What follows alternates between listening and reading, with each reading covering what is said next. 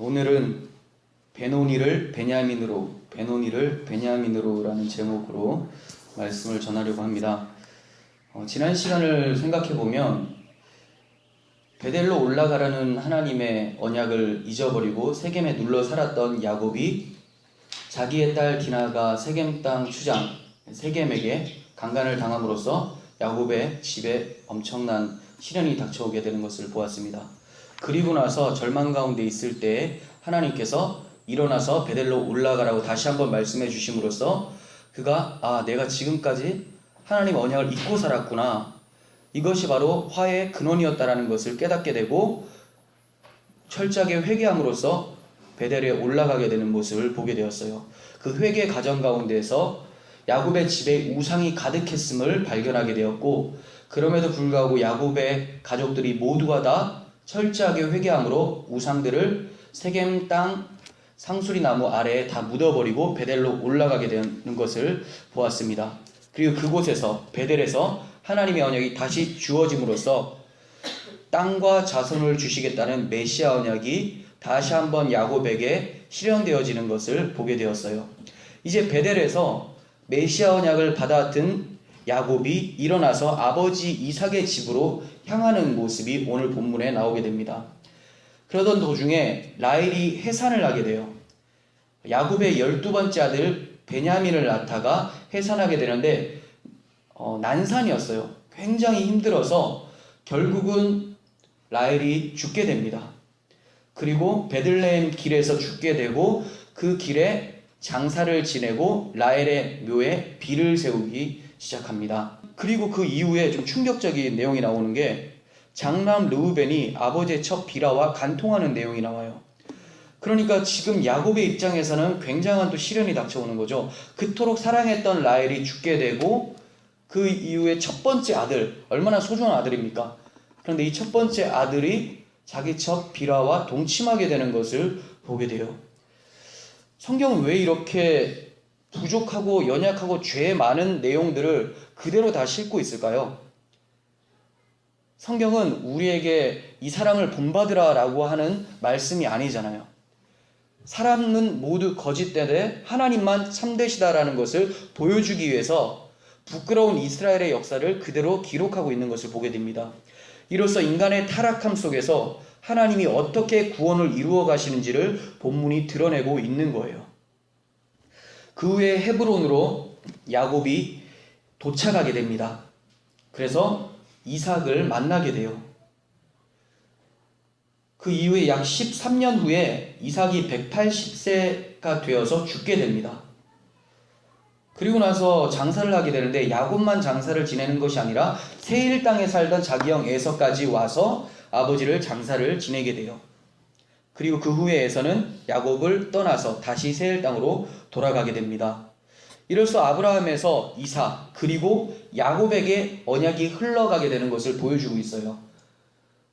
에서가 굳이 헤브론에 머물지 않고 세일 땅으로 가게 된 것은 하나님의 약속의 땅, 약속의 후손은 아무나 그 약속이 수여되는 것이 아니라 하나님의 말씀이 임한 자만 일어나게 된다는 것을 보여주고 있는 거예요. 그러니까 이삭을 장사 지낼 때 두 아들이 장사를 지냈기 때문에 이삭의 아들이니까 둘 다 언약의 계승자가 아닐까 생각할 수 있겠지만 성경은 철저하게 이삭의 아들이기 때문에 하나님의 언약이 흘러가는 것이 아니라 하나님의 주권 가운데서 하나님의 언약의 말씀이 임한 자에게만 흘러간다는 것을 보여줌으로써 에서는 세일로 떠나는 모습이 나타나게 되고 야곱은 헤브론에 머물면서 아브라함, 이삭, 야곱에게 언약이 흘러가는 것을 보여주고 있는 거예요. 그러니까 나는 이스라엘 백성이기 때문에 하나님께 구원받은 자다라고 하는 지금 유대인들은 좀 뭔가 큰 착각을 하고 있는 거죠. 혈통 때문에 이스라엘 백성, 하나님의 백성이 되는 것이 아니라 하나님의 언약 안에 있는 자들이 하나님의 백성이 되는 건데 이스라엘 백성들이 그것을 간과하고 있는 거예요. 나는 아브라함의 자손이니까 괜찮다. 근데 예수님께서 뭐라고 하십니까? 내가 이 돌들로도 아브라함의 자손이 될 수 있도록 만들 수 있다. 돌들로도 능히 찬송할 수 있게 할 수 있다. 이렇게 말씀하셨어요. 그러니까 혈통이 중요한 것이 아니라 하나님 말씀이 지금 임했는가가 중요하다라는 거예요. 우리도 마찬가지예요. 교회에 있기 때문에 구원받는 것이 아니라 교회 가운데 있으면서 하나님의 복음이 내 가슴을 치고 있는가, 내가 거기에 깨어지고 하나님 앞으로 나아가고 있는가, 이것 때문에 내가 언약의 수혜자가 되는 거지, 교회에 있다고 해서 많은 사람들이 믿는데 그 무리에 끼어져 있다고 해서 내가 구원받는 것은 아니라는 것을 본문을 통해서 볼 수 있게 됩니다. 이제 라헬의 죽음에 초점을 두면서 좀 살펴보려고 합니다. 오늘 본문은 여러 가지 이제 4가지의 사건이 나왔었지만 특별히 라헬의 죽음에 대해서 좀 살펴보려고 해요. 라헬은 어떠한 여인일까요? 야곱이 너무나 사랑한 여인이죠. 왜 사랑했습니까? 너무 아름다웠다고 얘기를 합니다. 용모가 아름다웠다. 그런데 그게 그의 칭찬이 다예요. 그의 신앙은 하나님 앞에서 형편없는 모습을 많이 보게 되었어요. 그리고 자식 낳기에 경쟁의 선두주자였죠. 내가 언니보다 못 낳으면 내가 죽어버리겠다, 이런 심정으로 고통스러워하면서 자식 낳기 경쟁에 뛰어든 사람이었죠. 그리고 거짓말이 상당히 자연스러운 여자예요. 어떤 거짓말이 있었습니까? 아버지의 드라빔을 훔쳐서 낙타 안장 아래 넣어놓고 아버지가 네가 그거 가지고 왔냐 못 봤냐 라고 했더니 저는 모르는데요 라고 했었던, 하나님 앞에서 거짓말을 하면서 드라빔을 지켜냈었던 그런 여인이었죠. 그런데 이렇게 연약하고 죄 많아 보이는 이 여인이 어떻게 해서 12지파의 어머니가 될 수 있었을까요? 이거는 인간의 구원이 사람의 그 됨됨이나 어떠함에 있는 것이 아니라 철저하게 하나님의 주권으로 언약 안으로 편입시켜서 그가 구원이 발생된다라는 것을 보여주고 있는 거예요. 아브라함과 이삭과 야곱에게 주신 복은 땅과 후손을 주시겠다는 메시아 언약이었어요. 근데 그 외에도 또 복이 하나 있어요. 그게 뭐냐? 아브라함에게 주실 때 내가 너를 축복하는 자에게는 복을 내리고 저주하는 자에게는 저주하겠다라고 했었던 그 말씀이 있습니다. 그러니까 이 언약 당사자를 축복하는 자는 복을 받고 저주하는 자는 저주를 하신다라는 거예요. 즉 이들에게 붙어있는 것이 언약의 복이 임하는 유일한 통로라는 거죠. 예를 들면 이렇습니다. 룻과 보아스 이야기를 떠올리시면 좋아요. 보아스가 약속의 후손으로서 등장을 하죠. 아브라함, 이삭, 야곱, 그리고 유다, 베레스, 헤스론, 람, 아비나답, 나손, 살몬, 보아스 이렇게 내려와요. 그러니까 언약의 줄기예요. 그런데 이 여자 룻은 어느 나라 사람이에요? 모압 여인이에요. 이방 여인이라는 거죠. 그런데 보아스에게 시집을 가게 됨으로써 언약의 후손에 참여하게 되는 것을 보게 됩니다. 룻기 4장 11절 한번 보시면 성문에 있는 모든 백성과 장로들이 이르되 우리가 증인이 되나니, 자 이제 둘이 결혼식을 할 때예요. 여호와께서 내 집에 들어가는 여인으로, 룻이죠, 이스라엘에 집을 세운 라헬과 레아 두 사람 같게 하시고 내가 에브라스에서 유력하고 베들레헴에서 유명하시기를 원하며, 이렇게 룻을 축복하는 내용이 나와요. 이스라엘 사람들이 룻을 축복을 할 때 누구를 들어서 지금 축복을 하고 있어요? 라헬과 레아를 들어서 축복을 하고 있어요. 근데 이 라헬과 레아를 뭐라고 얘기를 하냐면 이스라엘에 집을 세웠다, 이렇게 얘기를 합니다. 이처럼 약속의 자손 보아스와 결혼한 룻이 이스라엘에게 언약이 이어질 수 있도록 하는 어머니가 되었음을 얘기를 하고 있는 거예요. 모압 여인 룻이 라헬과 레아의 복을 이어받아서 예수님의 족보에 오르게 되죠. 룻만 그런 것도 아니에요. 라헬만 그런 것도 아니고 보아스의 어머니가 누군 줄 아세요? 라합이에요. 라합. 살몬의 아내 라합이었어요. 라합은 여호수아가 가나안 땅 정복하러 갈 때 두 정탐꾼 보내잖아요. 그때 두 정탐꾼 숨겨주면서 하나님의 군대를 환영했었던 여인이죠. 이스라엘로 편입됨으로써 그도 예수님의 족보에 이름이 올라가게 돼요. 이스라엘의 어머니가 되는 거죠. 야곱 또한 아무 자격이 없어요. 야곱이 언약의 당사자라고 하니까 굉장히 괜찮은 사람 같지만 야곱 또한 아무 자격이 없는 사람이에요. 그건 우리가 창세기를 공부하면서 다 살펴봤었잖아요. 그런데 이런 연약하고 죄 많은 야곱이 하나님의 백성이 된 것이고, 라헬이나 레아 또한 언약의 당사자에게 편입이 되어서 복이 흘러 들어오고 있는 거예요. 그 어떤 누구의 잘남이 아니라 오직 하나님의 긍휼하심이 만들어낸 것이 바로 하나님의 백성이라는 거예요.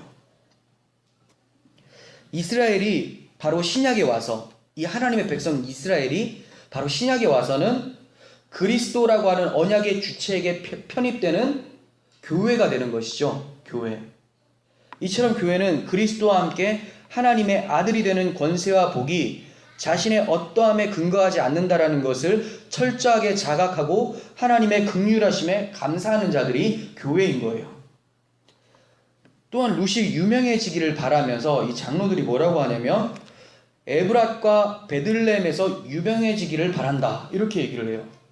네, 이 두 단어 오늘 본문에 나오죠. 뭐 설명할 때 나옵니까? 라헬이 산고로 죽었던 장소죠. 에브랏과 베들레헴에서 유명해지길 바란다, 이렇게 말을 하고 있어요. 그러니까 라헬의 죽음은 슬픔만이 있는 곳이 아니라 소망이 있는 곳이라는 것을 어렴풋이 장로들의 축복 속에서 볼 수가 있게 되는 거죠. 이스라엘 자손들은 어떻게 해서 라헬의 죽음을 슬픔으로만 보지 않고 소망으로 여길 수 있게 되었을까요? 라헬은 이스라엘의 마지막 12번째 아들 베냐민을 낳으면서 죽게 되죠. 그때 거의 죽게 되었을 때 자기 아들 베냐민을 뭐라고 이름하냐면 베노니라고 부릅니다. 베노니. 베노니라는 뜻은 슬픔의 아들이에요. 얼마나 슬펐겠습니까? 자기 아들을 두고 떠나니까. 그 사랑하는 아들을 두고 떠나니까 굉장한 고통에 휩싸였을 거예요. 그런데 이 야곱은 그의 이름을 베논이라고 할 때 인정하지 않고 베냐민으로 바꾸어 불러줘요. 베냐민. 오른손의 아들이란 뜻이에요. 오른손은 권세를 상징을 합니다. 즉 라헬이 슬픔에 잠겨서 슬픔의 아들이라고 하는데 야곱은 권세의 아들, 소망의 아들, 기쁨의 아들이라는 의미로 베냐민이라고 얘기를 해주고 있는 거죠. 그러니까 라헬이 마지막으로 눈 감을 때 마지막으로 들었던 소리는 뭐예요? 베논이라고 불렀더니 베냐민으로 돌아와서 그걸 듣고 눈을 감게 된다는 거예요. 그리고 나서 야곱은 그곳에 라헬의 묘비를 세워서 사람들이 기억을 하게 해요. 그래서 지금 이스라엘 장로들이 그걸 기억을 하고 찬송을 하는 거예요. 축복을 하고 있는 거죠. 그럼 이게 무슨 의미를 지니고 있을까요? 슬픔의 아들이라고 하는 이 베노니에서 야곱이 베냐민으로 바꾸어 불렀다는 것. 자, 이게 뭐냐면 라헬의 죽음은 슬픔으로 마치는 것으로 끝이 나는 것이 아니라 권세와 기쁨, 소망으로 마치게 될 것을 야곱이 알았다라는 거예요. 어떻게 그가 알았을까요? 이 사건 전에, 라헬이 죽는 사건 전에 하나님이 메시아 언약을 해주고 계시거든요. 그게 없었으면 야곱은 더 절망 가운데 있었고 완전 부정적으로 평가를 했을 거예요. 아, 이제 끝났다. 슬픔의 아들? 아니다. 더 슬픔의 아들로 지어라. 이렇게 얘기했을 건데 지금 뭐라고 합니까? 하나님의 언약이 임하고 그걸 이해하게 되니까 소망의 아들, 권세의 아들, 오른손의 아들이다. 이렇게 얘기를 하고 있어요. 오른쪽, 굉장히 좋게 평가가 되고 있죠. 성경에서는.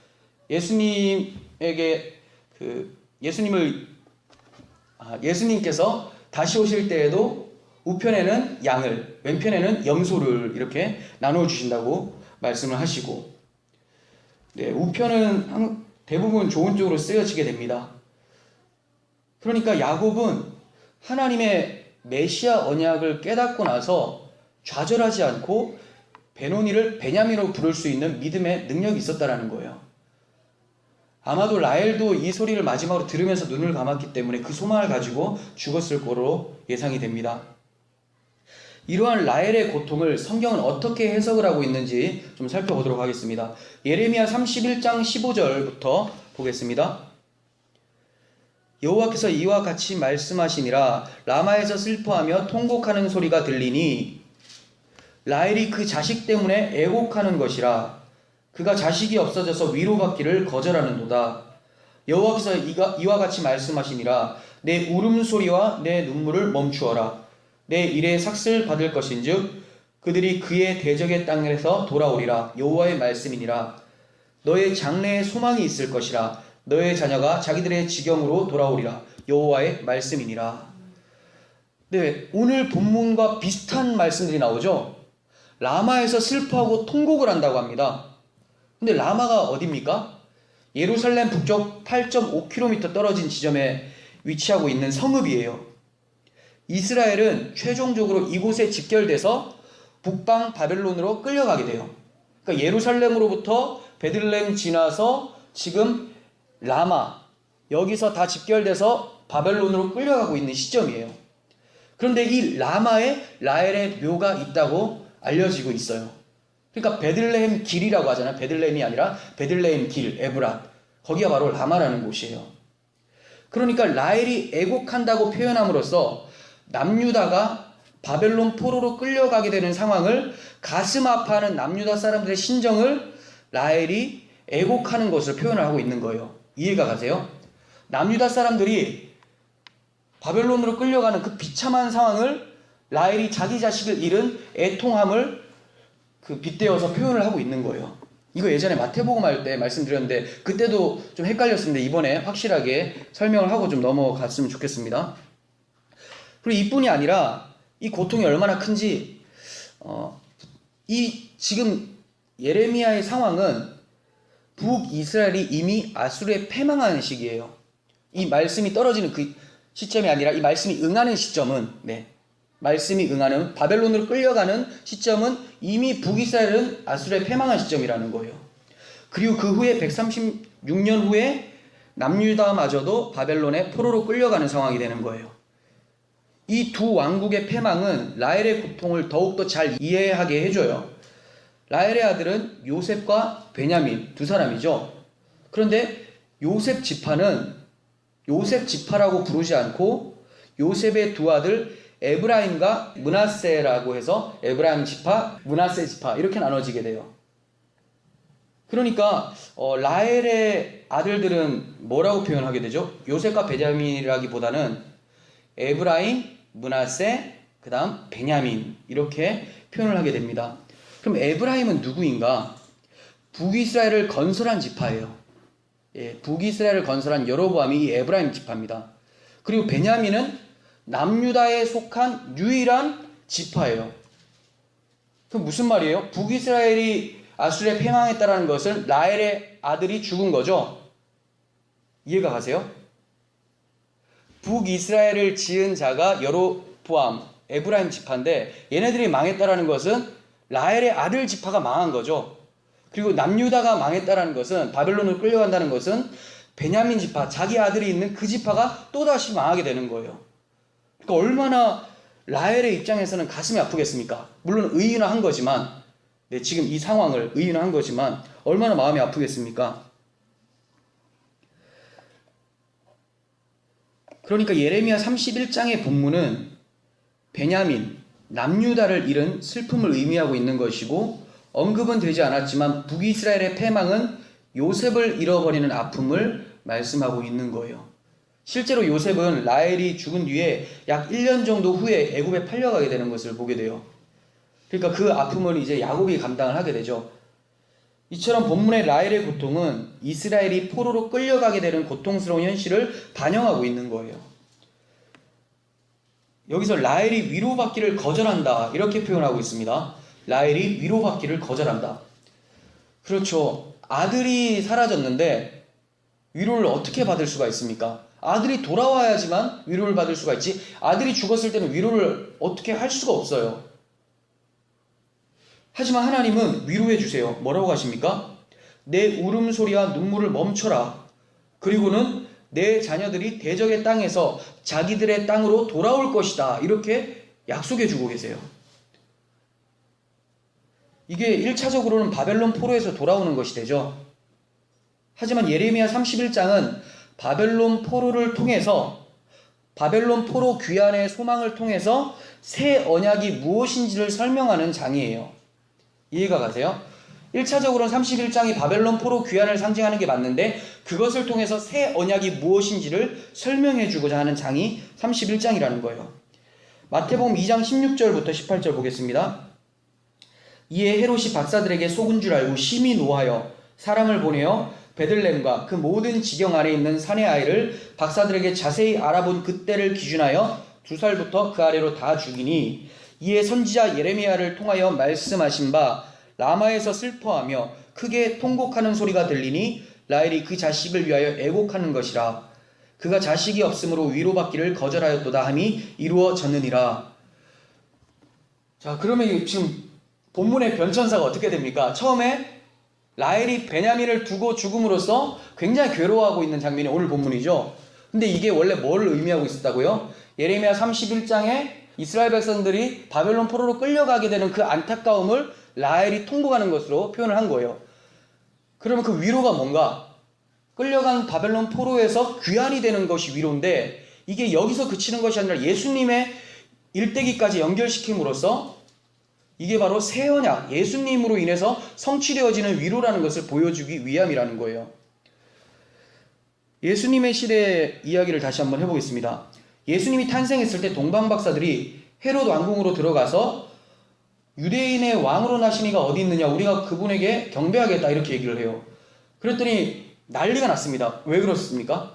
지금 유대인의 왕은 헤롯이에요. 헤롯이 통치하고 있거든요. 그런데 또 왕이 있다고 하니까 얼마나 황당하겠어요. 소동이 일어났습니다. 그때 헤롯 왕이 동방박사 당신들이 헤롯 왕이 제사장들이나 서기관들한테 물어봤어요. 그러면 그 유대인의 왕이 어디서 난다고 하느냐? 그 말씀을 잘 알고 있거든요, 그들이. 유대 베들레헴 땅에서 납니다, 이렇게 얘기를 해요. 그래서 동방박사들이 그 길로 갈 때 너희들이 가서 그분을 찾거든 나에게도 알려줘라, 나도 거기서 경배하겠다 라고 얘기했어요. 물론 찾으면 죽이겠다라는 심보죠. 그래서 동방박사들이 예수님께 경배하고 나서 돌아가려고 할 때 꿈에서 하나님께서 말씀하시기를 그 길로 가지 말고 다른 길로 가라 해서 고국으로 돌아가게 됩니다. 나중에 헤롯 왕이 속은 줄 알고 굉장히 분해서 예수님이 태어난 시점을 동방박사들한테 물어본 그 근거로 하여서 베들레헴 지역의 2살 미만의 아이들을 다 죽여요. 그랬더니 갑자기 아이들이 군인들에게 죽임을 당하는 그 모습을 보는 어머니들의 마음이 어떻겠습니까? 엄청 아팠겠죠. 애 하나가 죽어도 아픈데 그 지역의 모든 아이들이 다 죽으니까 이 베들레헴 땅이 울음바다가 된 거예요. 난리가 난 것이죠. 이 통곡의 사건을 예레미야 31장에 라헬의 통곡이 이루어진 사건이다, 이렇게 기록하고 있는 거예요. 예레미야 시대에 이스라엘 백성들이 포로로 잡혀가고 죽임당하는 슬픔의 고통을 헤롯 시대의 유아 학살로 인해서 울고 있는 자들의 모습이다, 이렇게 표현을 하고 있습니다. 예레미야 시대의 세상의 왕들이 야곱의 자손을 미워한 것처럼 예수님 시대에는 헤롯 왕이라고 하는 세상 왕이 예수님을 죽이기 위해서, 그리고 예수님과 연합된 교회를 죽이기 위해서 그토록 공격하고 있는 모습을 보게 돼요. 시편 2편 1절에서 6절을 보겠습니다. 어찌하여 이방 나라들이 분노하며 민족들이 헛된 일을 꾸미는가? 세상의 군왕들이 나서며 관원들이 서로 꾀하여, 모두가 다 나서는 거예요. 뭐 때문에? 여호와와 그의 기름 부음 받은 자를 대적하기 위해서. 우리가 그들의 맨 것을 끊고 그의 결박을 벗어버리자 하는도다. 자, 하나님 앞에 순종하는 것이 너무 싫은 사람들이에요. 그래서 그 예수를 죽이자, 이 얘기를 하는 거죠. 하늘에 계신 이가 웃으시며 주께서 그들을 비웃으시리로다. 그때 분을 바라며 진노하사 그들을 놀라게 하여 이르시기를 내가 나의 왕을 내 거룩한 산 시온에 세웠다 하시리로다. 네, 세상의 군왕들이 모여서 분노하는 이유는 예수님을 죽이기 위함이라는 것을 말씀하고 있습니다. 이러한 대적의 공격으로 인해서 유발되는 것이 뭐냐? 라헬이 라마에서 통곡하는 거예요. 그게 예수님 시대에는 유아 학살로 나타난 거죠. 그럼 우리 시대는 뭘로 나타날까요? 믿음으로 인해서 고난당하는 거죠. 예수 그리스도로 인해서 박해받는 것. 이게 바로 세상의 군왕들이 합작해서 우리를 공격하는 증거라는 겁니다. 그러나 그렇게 그리스도를 대적한다고 해도 하늘의 하나님은 비웃으신다고 말씀합니다. 그러니까 우리는 두려워할 필요가 없죠. 하나님이 왜 비웃으시겠어요? 저거 아무것도 아니다, 이거죠. 결국은 어떻게 됩니까? 하나님이 그들을 향해서 분노하시고 진노를 쏟으실 거라고 말씀하고 있어요. 이 세상은 온통 하나님과 그 대적들과의 싸움으로 역사가 진행되고 있고, 결국 이 싸움은 창세기 3장 15절에서부터 뱀의 후손과 여자의 후손이 계속해서 싸워왔던 거예요. 지금까지도 그 싸움은 진행되고 있습니다. 물론 대적들 편에서는 그게 싸움이라고 생각하겠지만 하나님 편에서는 싸움으로 생각을 안 하죠. 왜냐하면 하나님은 그것을 다 사용하셔서 하나님의 백성들을 훈련시키시고 구원에 이르도록 만드시는 도구로서 사용을 하시기 때문에 그래요. 그래서 마귀는 자기가 하나님과 싸운다고 생각하지만 하나님은 그래 너 그렇게 회초리로 내가 쓰다가 나중에 불쏘시개로 쓰고 버리겠다, 태워버리겠다 이렇게 말씀하고 계시는 거죠. 이런 싸움은 지금까지 일어나고 있습니다. 우리가 계시록을 살펴봤듯이 계시록에서도 끊임없이 교회를 박해하는 대적들의 모습이 나타나요. 그거는 우리 안에 계시는 예수 그리스도를 대적함이죠. 성도들은 필연적으로 라헬의 고통이 따를 수밖에 없습니다. 베냐민을 잃어버리는 슬픔이 찾아올 수밖에 없어요. 공격을 계속 해야 되니까. 야곱이 이스라엘이 되어서 아버지의 집으로 들어가는 그 과정 가운데서 라헬이 고통을 겪습니다. 그렇지만 이 고통은 끝이 아니에요. 무엇으로 끝납니까? 베노니가 아니라 베냐민으로 끝난다는 거예요. 우리의 시련도 마찬가지예요. 베노니로 느껴지지만 실상은 베냐민의 상태다라는 것을 말씀해 주시고 결국은 권세의 아들로서 주님 보좌 우편에 앉히시는 것이 우리의 결론이라는 것이죠. 오늘날도 라헬이 느꼈던 슬픔을 사탄은 교회에게 집어넣으려고 발악을 하고 있습니다. 하지만 그 슬픔에 젖어서는 안 돼요. 하나님은 슬픔에 젖은 라헬이 아니라 기쁨과 소망을 내어다보는 라헬이 되기를 원하세요. 하나님은 내 울음을 멈추고 눈물을 멈춰라. 내 자녀들이 대적의 땅에서 자기들의 땅으로 돌아올 것이다 하면서 우리에게 위로해주고 계십니다. 이 위로는 그리스도인은 그리스도를 통한 위로라는 것을 알고 있습니다. 하나님이 이렇게 약속해 주신 것은 예수님을 통한 위로라는 것을 알고 있어요. 이 세상의 그 어떠한 위로도 교회에게 위로가 되지 않습니다. 세상이 주는 위로받는 것은 거절을 하고 오직 그리스도로 주어지는 위로만을 사모하며 그 위로함으로 눈물이 씻겨지는 우리들의 인생이 되기를 간절히 바랍니다. 이게 바로 라헬이 고통당하다가 기쁨으로 변화가 되는 것이고 베노니에서 베냐민으로 되는 하나님의 위로인 것입니다. 기도하겠습니다.